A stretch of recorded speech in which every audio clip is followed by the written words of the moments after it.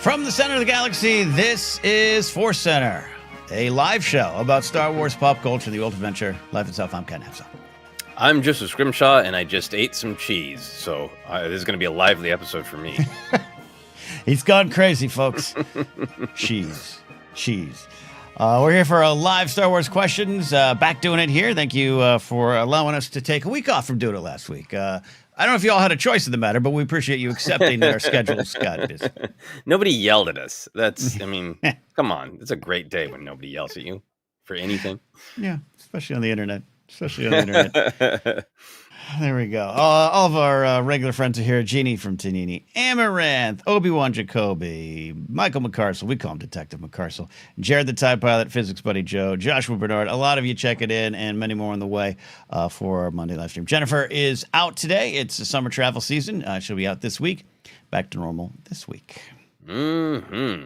And there has been a project all summer here in my apartment building to replace windows and in little sliding doors to patios, which is part of our conflict last week, not being able to do this because they just gave that general, we'll be in on Monday or Tuesday to turn your entire apartment upside down and bang at the wall for 2 to 3 hours straight, but we don't know when.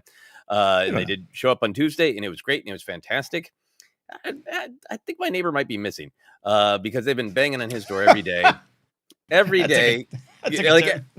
Every morning, I'm working, and I hear banging, hello, anyone home? And they just went into his apartment. So all of that is to say, if you hear banging over my microphone, it's because good, kind workers are putting in new windows next door.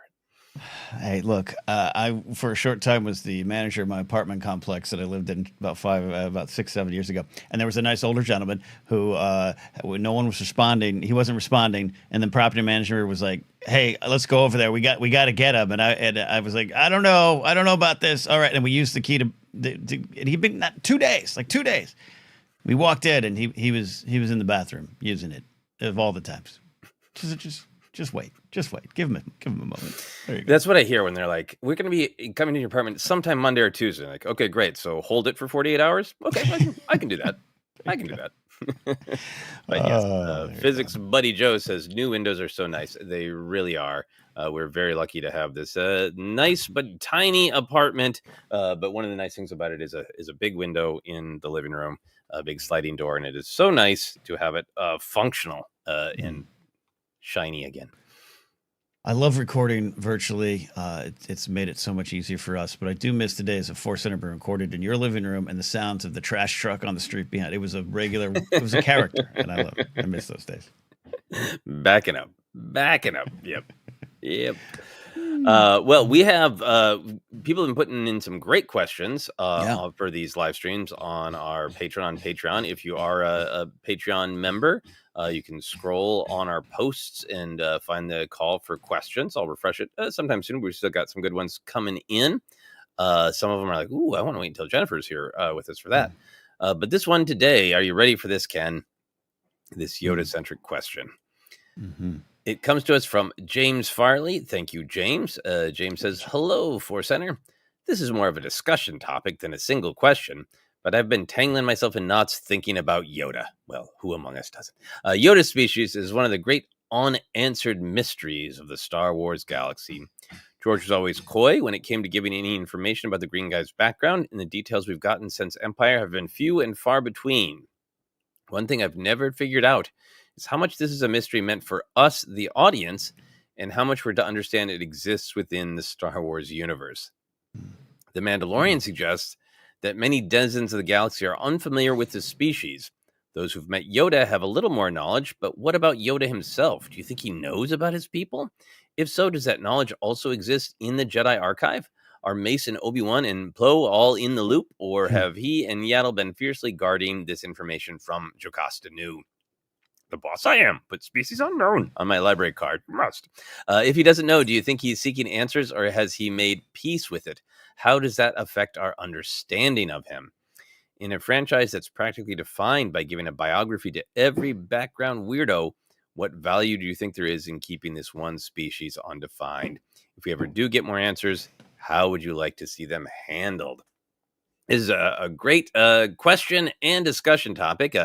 The biggest question is the black and white. Should we know more about Yoda or not? But Ken, I want to start a little bit back in the past.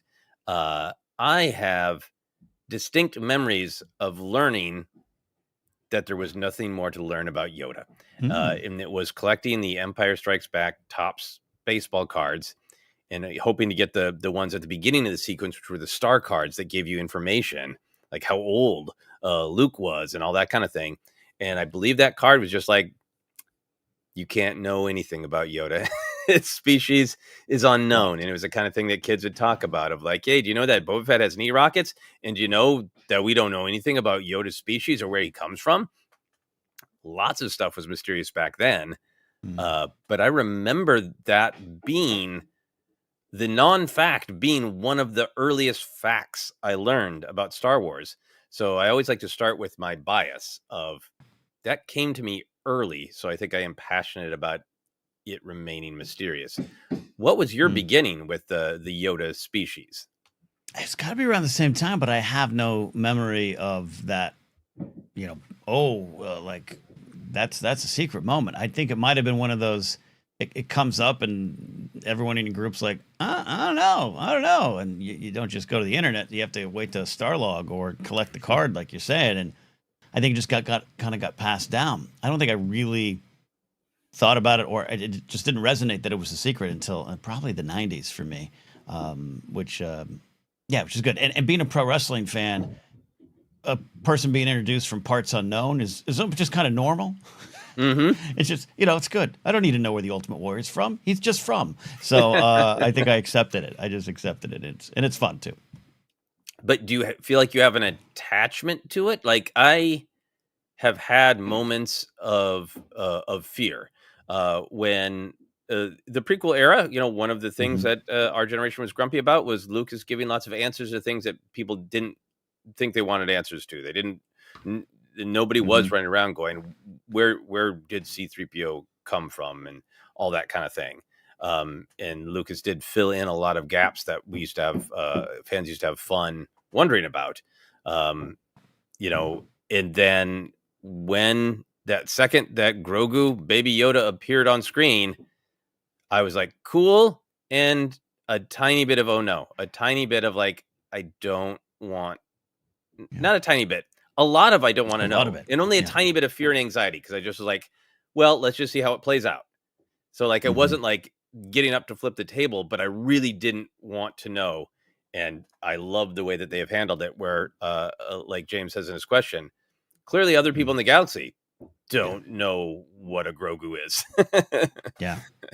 you know. Yeah. So have you had those moments where like, hey, Star Wars, you can fill in anything else, but not this?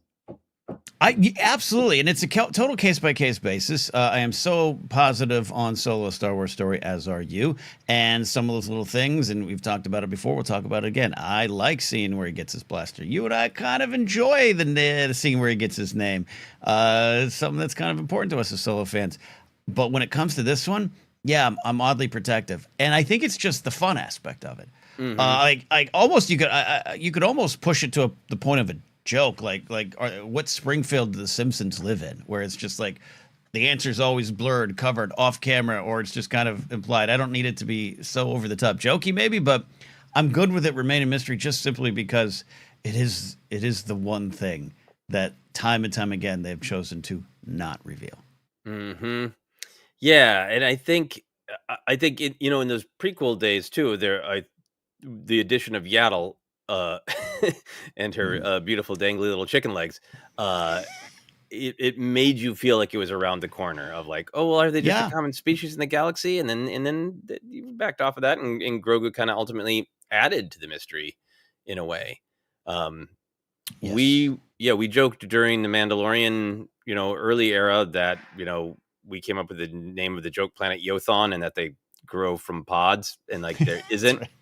there isn't a lot of people are saying this in the comments. We'll get to some of those that they didn't, Hmm. there isn't a culture. It's just like every once in a while, the great tree Yeah. pops one out, and you don't know why or how Hmm. or when. And like, I like Like I would never, if Lucasfilm came to me, it's like, could you write the Yothon story? I'd be like, no, because No. it's the kind of weird, wild, dumb headcanon that I like of Yeah. whatever it is. It is not straightforward. It is mysterious. Yeah, you're mentioning the yaddle of it all. Yeah, going back to '99, that might have been the first real rumination on it in my soul and my friend group. Of well, there's an apologies to Yaddle, who has her own character, agency, point of view, perspective. But we were like, there's a lady Yoda. Like it was just 1999 thought process. There's a lady Yoda now, so that might mean there's more. Like I think I thought he was pretty singular too, which is part of the fun. Part of the fun of Yaddle, why we do celebrate the character of Yaddle so much, and the chicken feet. But yeah, I think we focus a lot on the Grogu of it all, which might lead to these answers, and we'll get to maybe that part of the question. But I love what James is asking about the real world stuff and everything. But just as a fan, yeah, I think even '99 was a challenge too. Mm-hmm. Yeah. Let's take a look at some of the comments from the lovely people in the chat about what they want out of Yoda's origins, and then we can talk a little bit more about some of James' other implied questions. Indeed. Jeannie from Tanini says, I think maybe if Yoda had been the only one of his species, I would prefer to keep it a secret. But with 3 of them out there, there's 3 now. His origins feels less mysterious. And I actually really understand that. Mm-hmm. And that's why I think it was a big, bold choice to do Grogu and bring him into the story. Mm-hmm. Like that's sacred ground, right? Like sacred ground. There is another big step. Mm-hmm.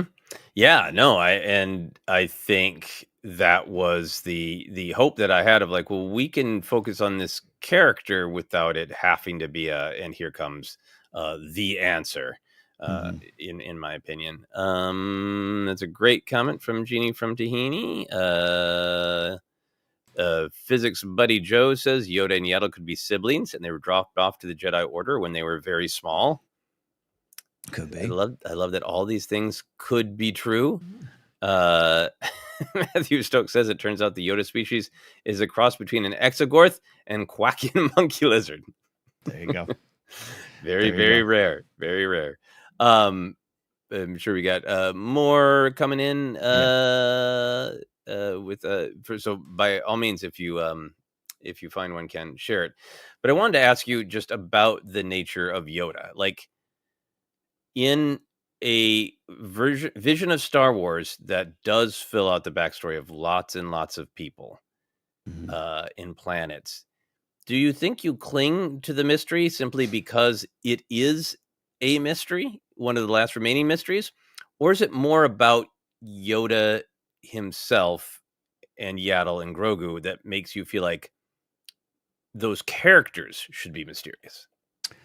I think it's the idea, if I'm being honest. It is that we just haven't gone there. And so it seems so intentional.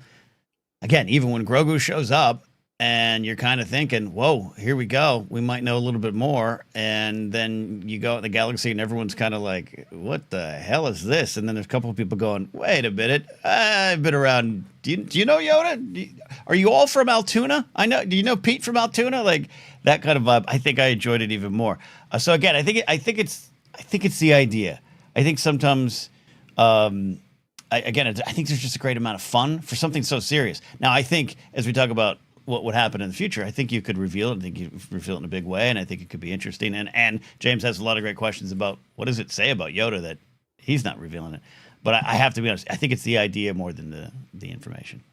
Mm-hmm. Yeah, I think for me, it's I do like something remaining mysterious, and I have to own my bias. That is growing up in the era where maybe there's a little drop in a novelization. Maybe you'd get a hint from a trading card or an interview.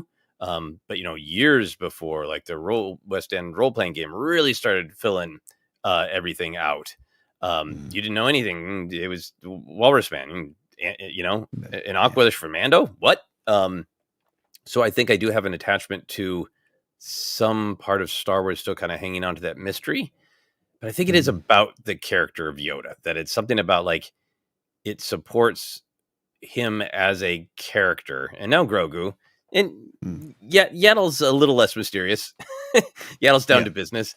Yeah. very practical, speaks in a It's like, straightforward way.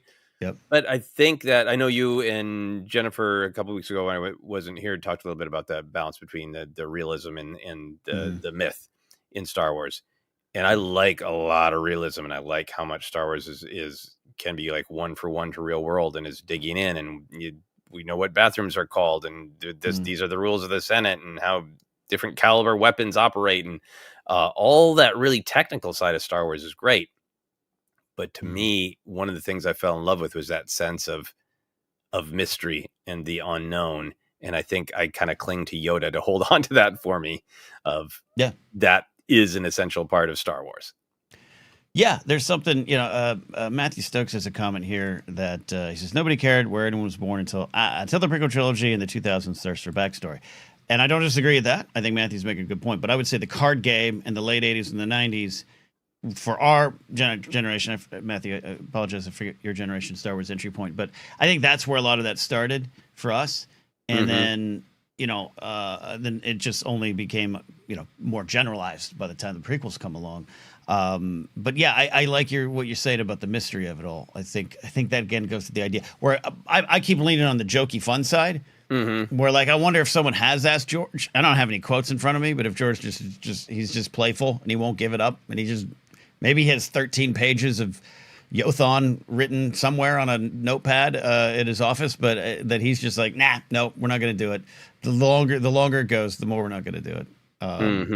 But I also like when you talk about the mysterious Star Warsy kind of. Don't worry about him. Don't worry about it. Just worry about what he's saying. Yeah, and I think there's a fun feeling to there are some things that can't be known, and there's some things that are meant only to be dreamed about. And right now, it's everything from the Yothon tree to they pop into existence to another great theory that came up here that I'm going to read in just a second. But there's something joyful about it. Is all of those things and none of those things when we don't have an answer.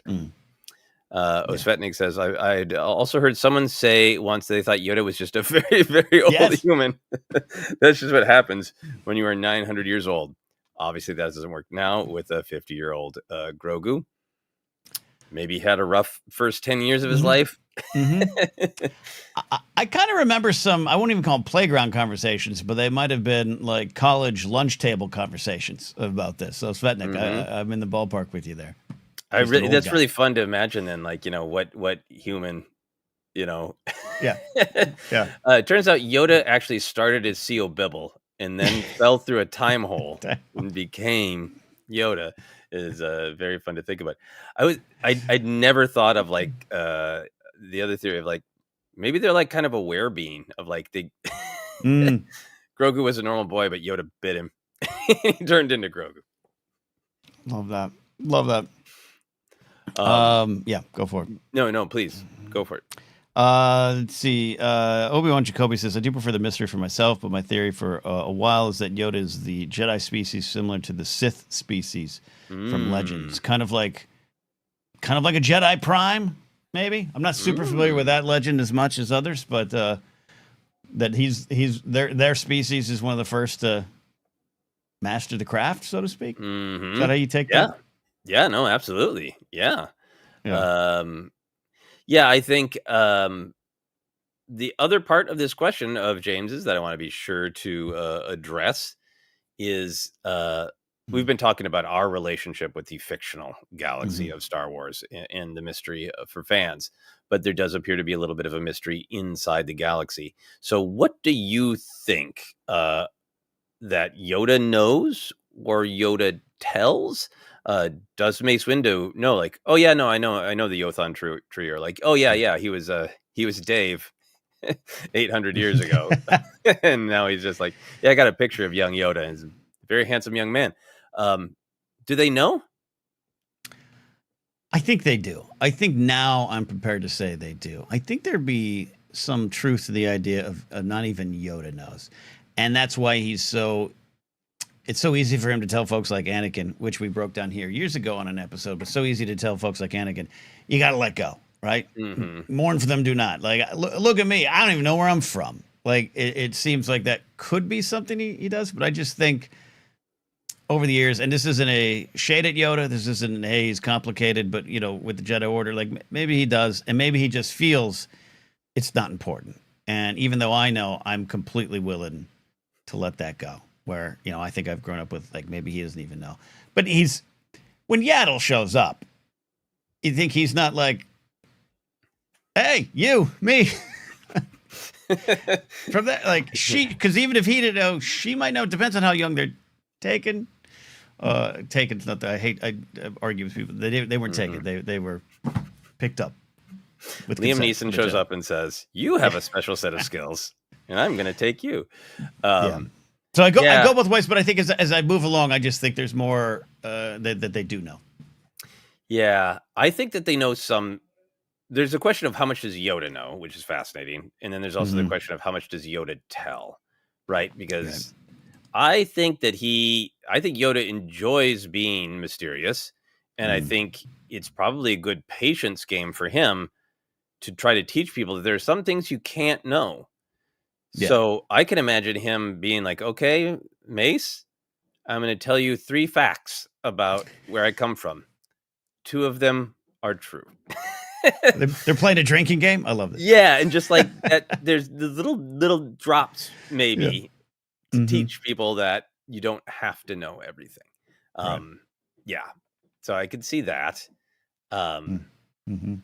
Yeah, I also a lot of people have been saying in the comments, about the idea of like some galactic event happens and one materializes, and I don't know why I have that image in my head of Yoda and Yaddle are doing their Jedi Council stuff, and they're both just suddenly like they're having some soup of Caddy Mundi, and they're both just like head up, and they know they have to go somewhere in the galaxy because a new one's popped. As Jay says, a lie with 2 truths there are. There you go. Yeah. I like that idea. To the Yothon tree we go. JC says, I don't see Mace having any chill for Yoda's mind games, which would make him want to play them all the more. He's wound too tight. I do also like the idea that maybe Yoda and Yaddle don't entirely know, or maybe it's even a thing where they don't quite remember. Like, yeah, that makes a lot of sense. Yeah, how would you feel about that if Yoda maybe had foggy memories or kind of knew some things that were necessary but didn't truly know? I would like that a lot. It reminds me of Obi-Wan. We do have a question about Stewjon, but Obi-Wan talking to Leia, but having some memories of his family and his brother, but they're not solid, they're not concrete, and he's able to build from that and not just use it for a lesson, but make it about who he is going forward. I think Yoda he would naturally have some sort of memories and feelings, and he's so strong and tied into the Force. And maybe later on he gets some of that. Maybe that's the Clone Wars stuff we didn't see, the end there, where he goes to the Wills, and they're like, "Oh, by the way, here's your planet." But I like the idea of him carrying it forward. It's a part of him, just like your work crew is part of us. Can you hear the drilling? It's not dominant. It's funny. Okay, good. Somebody had a question here, a comment rather, about Mortis. I'm trying to find it. But basically just the idea that Yoda, Yaddle, and Grogu could match the 3 gods, possibly. I don't think any of them are too angry like the sun. But how would you feel about Yoda in his kind being from a Mortis-like planet, or like the wellspring of the Force planet that he visits in the Clone Wars? That there are places like that kind of like come in and out of relationship with the real physical galaxy. I think I would absolutely love that. And if we're going to get some sort of reveal, I think I'd rather it be, if we're going to get the answer, have it be big and mystical and just as giant as the mystery has been for all these years.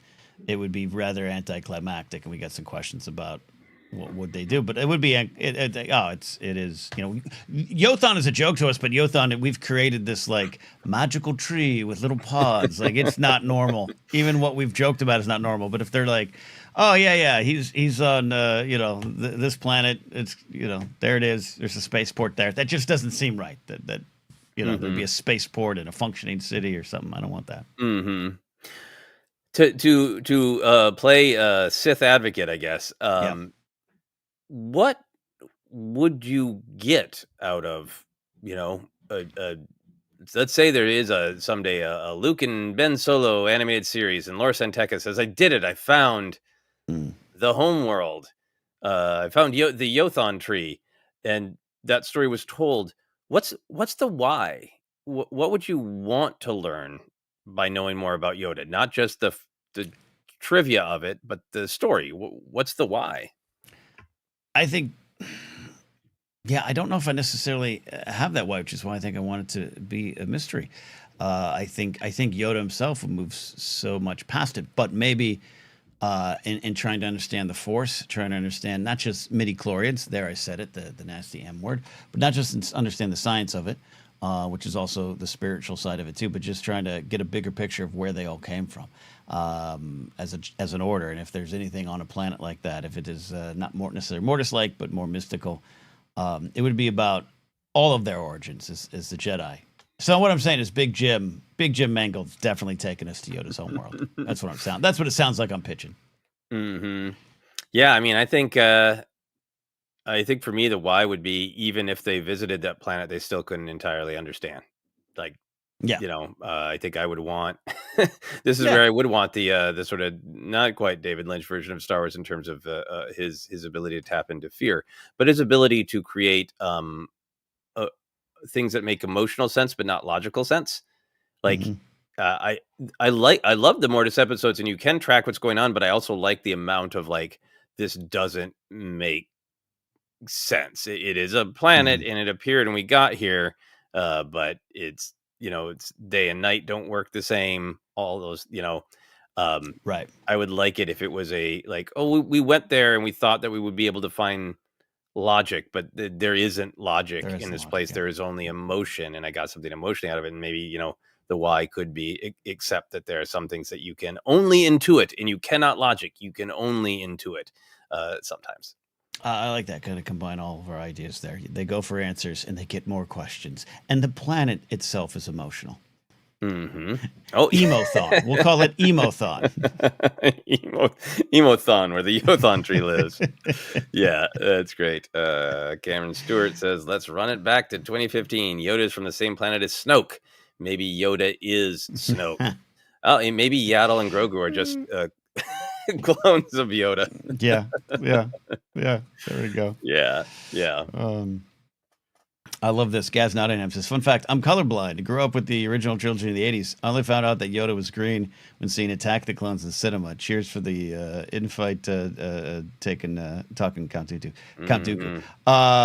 That's amazing. If he was, kind of a shade of blue in your vision there too, then you're more book accurate.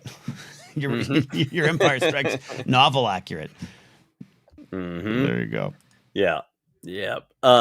So to answer one of James's other questions, if Yoda, Yaddle, do and eventually Grogu do remember their youth, they do remember that they come out of pods on the Yothon tree, and they choose not to share that. And in fact, as James jokes, tells Jocasta, no, you can't put that in the archives. How do you feel about that? How do you feel like a Yoda who controls knowledge like that? I actually kind of like it. I like that Yoda is a little mischievous and a little bit of he's curated at times. Maybe that's part. He's got a lot of pressure on him, being kind of one of the heads of the Jedi Order in a lot of way, one of the faces of the brand. So it's not a direct one-to-one comparison because he was doing it for different reasons. But in Game of Thrones, Grand Maester Pycelle puts on the effect of an old, kind of a wonky man who is speaking in riddles and you can't understand it. He's, hunched over and all those things that we know is fake. There's the great deleted scene a lot of people talk about with Tywin kind of being, am I the only one? Stand up straight. Like, I can't be the only one that this works with. But so have the light side version of that where Yoda chooses to speak the way he speaks. He wants it to be more of a riddle. He wants you to slow down and have to understand. And he wants you to not, he knows there's no value in going, yeah, I'm from Poughkeepsie. Like, that doesn't matter. It doesn't matter. Yeah, I don't need you to focus on that. And so I could see him having also some fun with that, especially the kids. You imagine you can't tell me that Source Bandim, before the great disaster of Order 66, didn't be like, Master Yoda, sir, where are you from? Like that, the kids asked. So he's got an answer. I mean, kids would be so curious about it, right? Because Mm-hmm. I mean, that's a really fun thing to think about. Like even young Mm-hmm. Obi-Wan, Yeah. asking, some elder Jedi like Yeti Monday, like, well, where are you from? I am a Syrian. I'm like, oh, where's Kit Fisto from? Oh, he's a Nolan. Oh, and where does Yoda? We don't speak about that. We don't speak. We don't ask. Don't you ask. Don't you ask. Yeah, it's also, it would be fun to imagine that Yoda is being mischievous and mysterious about it. Maybe answers honestly, emotionally, but it'd be interesting if it was like a dangerous place. Like maybe the home is a place that only his kind can exist. It's hostile to other people. So maybe it's a sort of like, Ooh, I like it's hostile, it's dangerous. And he's like, it's my responsibility to keep this a secret. Mm-hmm. I like that. It's kind of a sci-fi answer there, and if that could be totally spun towards fantasy. I like that. Mm-hmm. Maybe we'll see that. Maybe that's part of the reveal. We'll talk about maybe where the reveal is, but maybe they tried to return Grogu there, and it doesn't go well. Well, yeah, I remember the return him to his people in Mandalorian. I forgot about that, and because very quickly they clarified the Jedi, because there was a moment where people were like, "Oh wait, yeah, oh yeah, yeah," and it was at that point that I envisioned Din taking him back to a volume-made set with some practical trees and rocks, and I picked it was like a bunch of like Fraggle rocks. Like it looked very Muppety in my head, like just a bunch of Yodas, like looking at Grogu as Din's like walking him into the village or something like that. I was like, I don't know about that. But yeah, you're right. They said in the planet we come from, we all stand behind a brick wall in a line. Molly Damon's right. Very low ceilings everywhere. Gandalf and Din Djarin can't walk in there. Yeah. Oh my. Yeah. A lot of tall Jedi. No Kermians allowed there. Kermians. No Jarl Poof. Mumbo Jimbo asks, where does this tree pod theory come from? Maybe, I don't know if Mumbo Jimbo's tuning in a little bit later. It was just a joke about Grogu of I think it was around when they're like finding his people.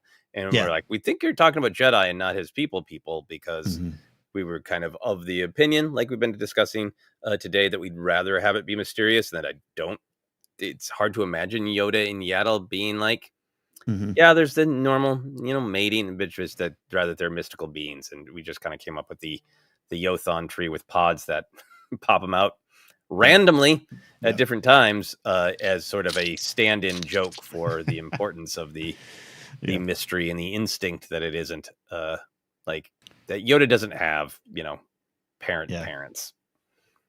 Parents. Physics buddy Joe says something that I think someone else said earlier that's interesting. I think at one point in the 80s, I might have been on board with this. And that is, I always assumed Dagobah was Yoda's homeworld. Not knowing, I'm talking like as a kid, not knowing the full, hey, he's hiding. Just when Kenobi says, you must seek Yoda, you must go to Dagobah. He's not like he's been hiding out there waiting, pal. He's like, no, he lives there.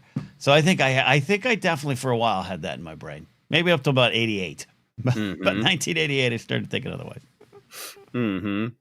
So for all this mystery that we enjoy and that other people do as well, not everybody, it is important that Yoda wrestles with all of the same. He's not like a divine being. He wrestles with his own imperfections, and everything that he dishes out, he has to take.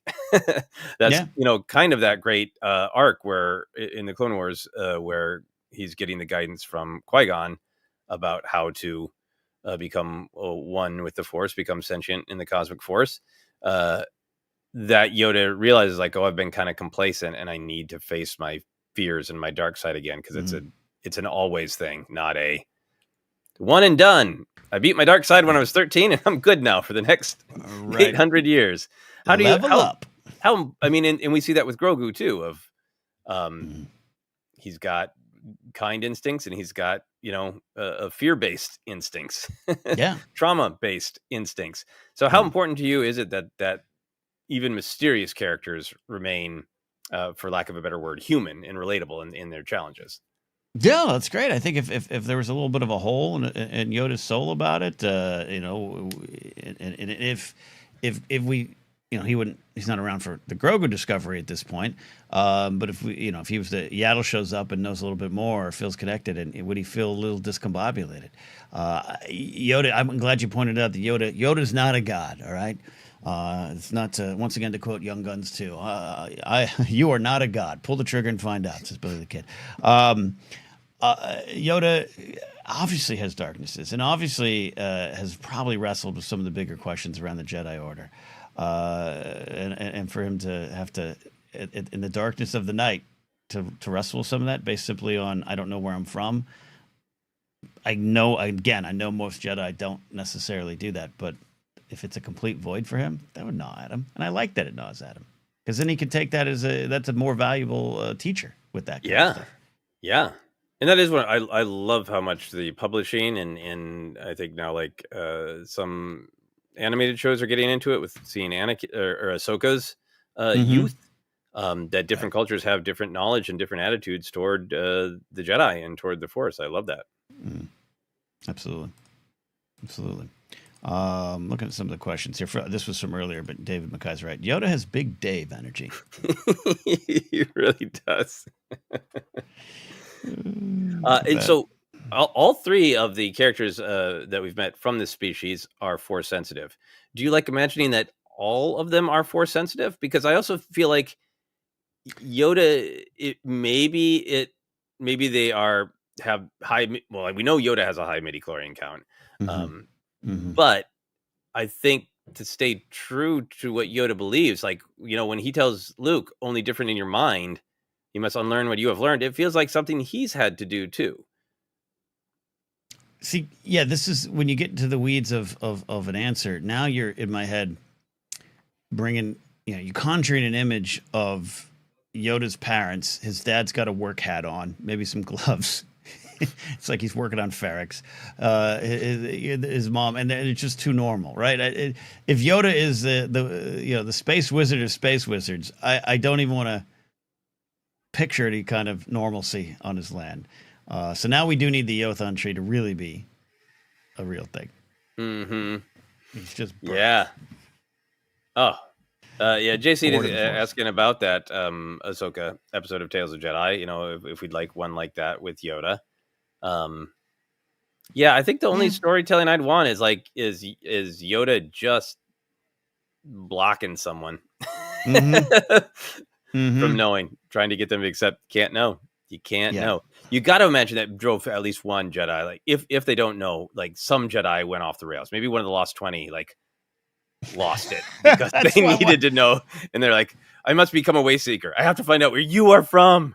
That's Jedi number 16. It's like, what happened to him? He got so pissed that Yoda would not tell him where he's from. He left. He just left. Is he a Sith? No. Nope. He went to Niamos, got a job selling drinks on the beach. He left it all. Serious boundary issues. He needed a cross section of Yoda's planet, and he couldn't live without it. See, Jay was with you. Now I need Yoda's dad, a hard hat and hand lunch pail figure. It goes on the shelf immediately. Dada.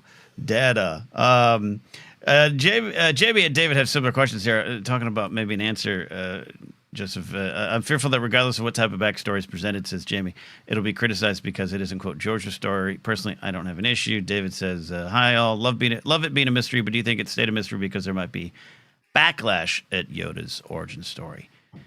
And I think there would. I think there would be. I mean, when is there not backlash in Star Wars? But we saw a little bit of Solo, or anytime you kind of get those origins. I think it's just because people, especially for this, you've built up years and years and years of, headcanon in your mind. It's going to be hard to live up to anything. So maybe that's why it's even better to leave it a mystery. Yeah, I mean, I think that there was I think Lucas mostly did what he wanted to do. Certainly, there have been reports that he backed off a little bit on Jar Jar after the intensity of the backlash. I mean, Jar Jar has a pivotal moment in Attack of the Clones, but it's not like he's in the room when Anakin's turning to the dark side, begging him not to. I think for the most part, once Lucas has decided to do something, he doesn't back off in it. In that prequel era Yeah. was really like, I'll answer any question I want answered. You don't want Boba Fett to be a kid? You don't want Boba Fett's backstory? Too bad, he's a kid. Yeah. So I have to feel like that maybe George doesn't have a story, that maybe he wants it to be mysterious because he did go through a period of, I'll answer any damn question I want to. Yeah, and I'm just gonna bring up an old rumor. I'm gonna bring up an old rumor that relates to this. This is a 2019-ish rumor. Going into it, I love 2019 rumors, including Ryan Johnson flying to London to accept Episode 9, only to be told JJ had it. And here, do you want a trilogy? That's one rumor going around for back in the day. We didn't address these back then. One of the things I was told was that one of the episodes in season 1 of Mandalorian had a story by credit from George Lucas, and that he was returning because there was something related to this Baby Yoda, this Grogu character, and something big that they wanted him to handle. This is something I was told back in the day, and this is why we don't run. I'll wait 6 years to say it publicly because it didn't happen. It didn't happen. He was on set. He was there. He took that blurry photo. John took that blurry photo. No story by credit from George that we know of. But this is all kind of related of like, yeah, even if Dave is like, hey, John, let's do it. Let's answer this. Let's take Grogu back to Yothan. We need to travel up the mountain and go converse with George on this. Like, that's so big that deals, $4 billion sale, all that, put that aside. We must go on top of the mountain and talk to George. He'd have to be involved. Yeah, I think so. Maybe in his museum, there'll be a secret code you can figure out to learn some. There is a point made up here before we get too far away in our conversation. I'm going to be sure to highlight from Amaranth saying midichlorians equal force sensitivity, but that's nothing without training, right? They said Grogu's powers would fade. Mm-hmm. Speaking of going up to the mountain in the valley to Skywalker Ranch to talk to George, that is a thing that Dave Filoni has specifically said, that George wants that lesson that instinct is great, but you need training. And I think that's a part of the whole reason for and maybe this is part of the story point, the whole reason for the second season arc of bring Grogu to a Jedi, not just because it's the Mandalorian doing what's right and armor his way to say bring it back to his people, but that George didn't want the character to continue without some kind of training, because that lesson is important to him. That instinct and intuition and natural talent are all great, but you got to train. Yeah. Rewatching Ahsoka right now, just seeing I'm liking a little bit more of the Sabine. Like, yeah, no, you're not a great prospect. Yeah. Now, there's been other Jedi. In fact, some of the worst Jedi I trained are probably still better than you right now, and I like that. It's just like you can't rely on just natural skills and instincts. That's part of it. That's part of brings you here. But it still must be about dedication. Still must be about not just working for it in some general sense, but just dedicating your mind. Serious mind, says Yoda. Also, going back to our conversation about some Jedi being driven bonkers by needing to know where Yoda's from, Detective McCarthy says that was the knowledge the Grand Inquisitor wanted. Why won't they let me in the Jedi libraries? And we also got another kind of theory perspective here from Reverend Trigster. I've always liked the notion that Yoda's species are generally much nastier than one might expect. Love that. Following it up with looking at the claws on hands and feet, pointed teeth, large ears, binocular vision, and Grogu's taste for live meat. It all rather screams predator species. Maybe maybe that really is why they keep the secret of their planet. Of like, Mace, you are a powerful Jedi. My people will eat you alive in seconds. Maybe that's some of the instincts that Yoda has to overcome, right? Right? Yeah. I mean, come on. He's a scary dude. You will be. You will be. That's some scary bleep. So yeah, I can get behind this, Reverend. I can get behind this idea. And I mean, look what we got with Grogu. Just slurping up eggs and frogs. He's a straight killer. Yeah, no, I mean, imagine that's always in the back of Yoda's mind of Qui-Gon's defying him in the Jedi Council, and he's just like, oh, I could eat your face right now. just like all up here. Yep, and just Sucks off like a mask. Yep. Anyway, I'm hungry. It's almost lunchtime for me. Those pieces of cheese aren't holding me. No, absolutely. Some eggs and frogs. That's what we got on the docket today. Looking at some other ones here. Obi-Wan Jacoby coming back to this one here. So we know how now that Yaddle speaks, quote, normally. Now I like to imagine that if we go back far enough, everyone speaks like Yoda because it was the style at the time. Grandpa Simpson, we all wore an onion on our belt, which was the style at the time reference there. I love that. I think that's, that's true. It's Yaddle's what, 400 years younger or so than Yoda? Some of the math was being done in chat there. I like that she's like, why does he speak in mid-Atlantic? Like, why we don't do that anymore. Mid-Atlantic. Why do we do that? Qui-Gon. You must listen. You must listen here. There you go. Yeah, everyone for a second, it sounded like there were space whales in your apartment. That's beautiful. Yes, for anybody tuning in late, the window is being replaced in the apartment next door, and yes, the loud whine of drills. Cameron Stewart says this. Maybe when people ask where Yoda's from, it's like when you ask some people their age and they say, "How old do you think I am?" But Yoda just asks where you think he's from. I like it as a party game. That's why, like, we as always with Force Center, we want to go as deep as we can beyond the headlines, beyond the questions, and I love that side of it. You've brought a lot of wonderful mystery and mythical stuff into this, and I also just like that somewhere George is laughing, because that's probably what George does too. Where do you think he's from? Where do you think he's from? I think so. As George wears his. By the way, did you see this weekend, Joseph? New George dropped. Where? I'll text you the photos. He's not walking around in flannel jeans or shorts and white sneakers. He's walking around in a tracksuit now. He's got a T-shirt. He looks thinner. He looks healthier. He's got like a little tracksuit jacket on and some sweatpants and some sneakers. He's walking around the museum. It's great. New George dropped. I'm telling you, man, that museum is not. I have $1 billion for $4 billion from Disney, and I wave my hand. That is an uphill battle, and I know we think of him as the creator. Yeah, that man is fighting for that museum, and I think he's in physically good shape too. Yeah. I'm gonna try to see if I can. Where was that? Where did the New George drop? Oh, yeah, everybody's on the same. It's a tracksuit, like a mobster from South Journey. There you go. That's the New George. Oh yeah. Oh, that's yeah. Okay. Okay. Yep. Yeah. And then this one came out too. He's just out there. He's T-shirt and sweatpants guy now. He's doing his thing. He's got some juicy velour. Damn. That's the name of Yoda in Yaddle and Grogu's planet. Damn. New George look. There you go. Cosplayers, Comic-Cons this week. You got it now for that panel on Sunday. Yeah, he's man. No more of that red and black. He is down and serious. Updating the look. We all got to update your looks every once in a while. Got to get those new sneakers. Love them. A few more minutes here. So if you got any other questions, super chats, all those things, we've got some to get to after we're kind of done with the Yoda of it all. But there you go.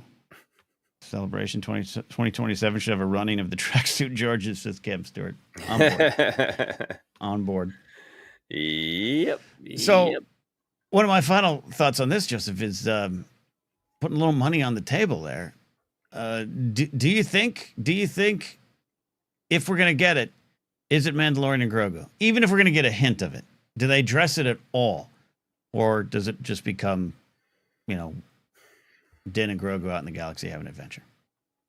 I think if they address it at all, it is only as sort of a hint to encourage people wondering. I guess I could see a story based on somebody else wants the knowledge because I think it's a place of power kind of story. But I still just kind of feel like I don't know. I feel like Dave might not want to do the full. Here's the answer. I do, as I've said many times, hope that the film is in some ways about Grogu's backstory and him having to deal with the trauma, because it is.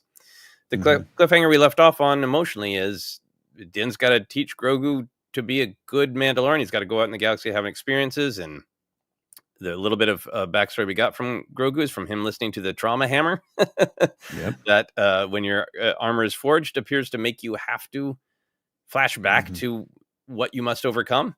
And that was like just one of the threads of season 3 that really needs to be pulled on. So I continue to hope for that. So all of that does lead to, like, well, if we're examining Grogu's background, maybe, but I just kind of don't feel like, I don't know. It's other than the name of the planet that Obi-Wan and Vader fight on, Stabby Rock Moon, it is one of the only big mysteries left.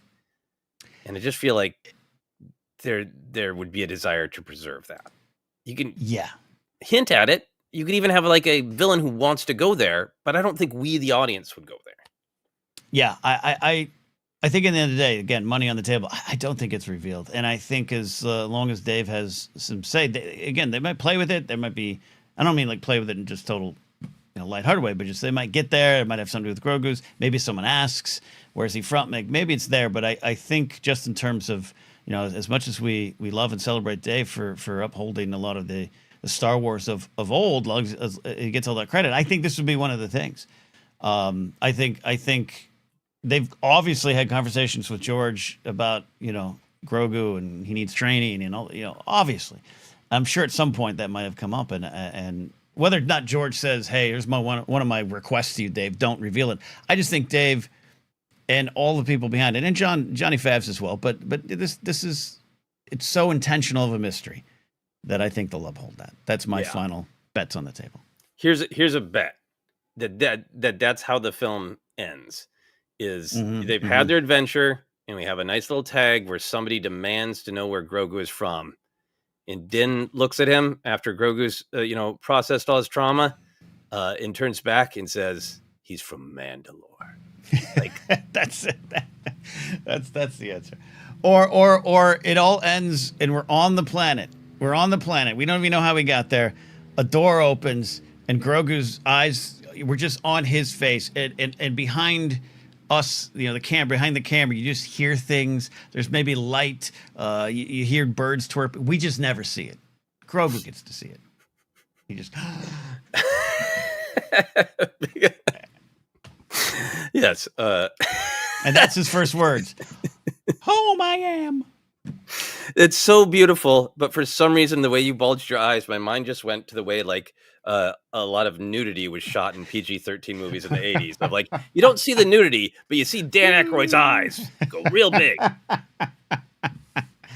I love that there. I do love Nick says this. A species reveal the movie? No. More Keller and Beck flashbacks? Yes. Yeah, I'm on board. More Keller and please. There you go. Yeah. And Detective McCarcel coming in with an evergreen. Nerds would rage if that happened. That's true. Closing up shop here in a little bit. A couple minutes left on the ticket to the ticky-tock clock. Obi-Wan Jacoby, thank you for the generous super chat. On a similar note, what are your thoughts on Stewjon being Obi-Wan's home planet essentially as an offhanded joke? I, for one, absolutely love it. I think there would have been a time that I would have rolled my eyes at it, but when it's George, when the maker speaks, everyone else jumps into canon. I like it. I think, I like it because it was Jon Stewart wanting to know the answer, and I think it was George being playful. But I also think, like, as we've talked about a ton, Star Wars is a balance of being playful and inventive, and why not? And then under that weirdness and the wildness and the sometimes even silliness, having deeper meaning. So I think Lucas is happy to be flippant about the planet name. But I think if somebody came to him and said, we're doing a Kenobi backstory where Kenobi finds his family, what is the culture of Stewjon? I don't think it'd be a joke to him. I think he would take that dumb joke name and give it real meaning. And to me, that's the balance of Star Wars. It is. Just like Osvetnik says, I roll my eyes at it and I like it at the same time. Same. Same indeed. General question here from Jared the TIE Fighter pilot. Which character would you want to be your therapist? Which Star Wars character would be your therapist? Ooh, that's hard. Kylo Ren. No. I I know who I don't want. Who probably really good, but I would maybe be afraid of the way she would deliver it, and that is Padme. Mm, Padme's shown a lot of empathy and compassion and all that stuff with Anakin, but there's parts of Padme. There's a story years ago. I remember this story during Legally Blonde, the press for Legally Blonde. Jennifer Coolidge, who at the time was coming out of the Groundlings where I was getting her big break, and she had an article about how she's trying to keep her weight down, and everything. And this is how Reese Witherspoon was on the set. I was like, oh, I need to keep my weight down. And Reese Witherspoon said to her, "Well, it's pretty simple. You see that donut right there? Yeah, don't eat it." And I just kind of think Padme might have that after a while if I'm not getting it. Yep. Jay from Nowhere says Padme seems like she'd get you to open up without being judgmental, even if you kill people. See, that's true. There's that side of it that's good. It is very true. Like, and I know people are really critical of that, but I think she was seeing Anakin's trauma. She was not okay with it. She wasn't like, it happens, pick yourself up. She was like, it's natural to be angry, but what do you do with that anger is important. Yeah, this is an outside of the box choice, Cobb Vanth, because I think he is no nonsense. I think he's very kind the way he wants to look after that community. I think he's not afraid to admit vulnerability. I love that the story of the armor isn't cool armor and I want to be a bounty hunter. It's like, I'm vulnerable and I need this armor to protect my community. Yeah. But it's not right for me to have this armor. It doesn't belong to me. So I will give it up and I will cope with being vulnerable. I think that's a pretty emotionally well-adjusted guy who also is not going to BS you. Yes. I agree with that. I forgot about his great quote. That David Mackay reminds me of Cobb Vanth's great quote, "Think it through." Think it through. Will be on his tombstone someday, but not today. Cam Stewart actually has what I think might be my answer, which is honestly Qui-Gon. I think he's going to say, because also he's a character that, like the fact that he shows back up in ghost form to have lessons for Yoda to learn, right? And to be able to like kind of help call him on the carpet for it. I think that speaks volumes for him. And then also he's going to be outside of the box enough to not just prescribe you some step-by-step way to fix it. He's going to see you as who you are. I think that's true of a lot of the Jedi. I think would be kind, but they know the rules, and Qui-Gon is willing to bend the rules a little bit and say, "Who are you? What do you need?" Yeah. Jay for Nowhere says Qui-Gon is a probing questions kind of guy, which is exactly what you need. Michael McCarcel agrees. I take Qui-Gon and maybe won't be the nicest, but he'll tell you what exactly you need to hear.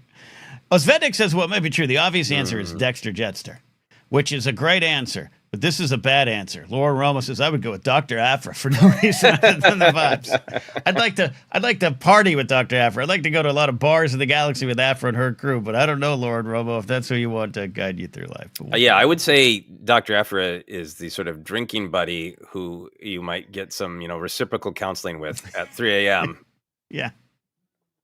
And then suddenly you end up just trashed on another planet. You don't know. Mm-hmm. Never go to a second planet with Dr. Aphra. Never do it. Lord, I kid. Also, shout out for an episode later this week. Lauren Roman's going to be on Force Center doing a Blank is Why We Love Star Wars episode about the relationship of Kanan, Ezra, and mentors in Star Wars. So look forward to that later in the week.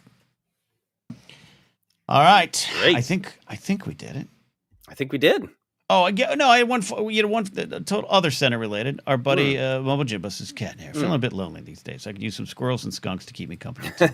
Look, here's the thing. I too am feeling a bit alone. Not necessarily lonely. I'm feeling alone. A lot of big changes in my life, and I'm in this house that's quiet. A lot of quiet. So I've been blessed with the squirrels and the skunks and the wildlife in my backyard. Not just because it's fun, but also it's life, man. It's organic. It's the Jedi way. I'm connecting with these animals, looking in their eyes, and it is got all jokes aside, Mumbo Jumbo, it's got me through some dark times. So seek out something in your life. Seek out something organic. Seek out the people around you. Seek out us here in this community. You're not alone. Mm-hmm.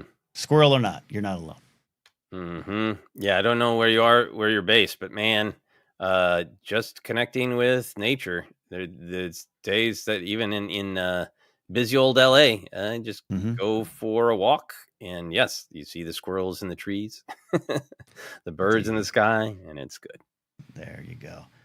Hang in there, buddy. All right, we are out of here. Thank you for the question, James. A lot of fun. Joseph, thanks for getting us into the depths and the wilds and the wilderness there on Yothon. And maybe one day Yothon will be real. We want to let you know about a few things where you can find us on social media at Force Center Pod. We have a Facebook page. And we announce a little bit more tomorrow on the news show, but we are finally, right here at the end when everyone's might be off of it soon, we are finally on TikTok. So if that is your preferred way to get shorts and clips and all those kind of things, we're on TikTok under Force Center Show. Look for us there.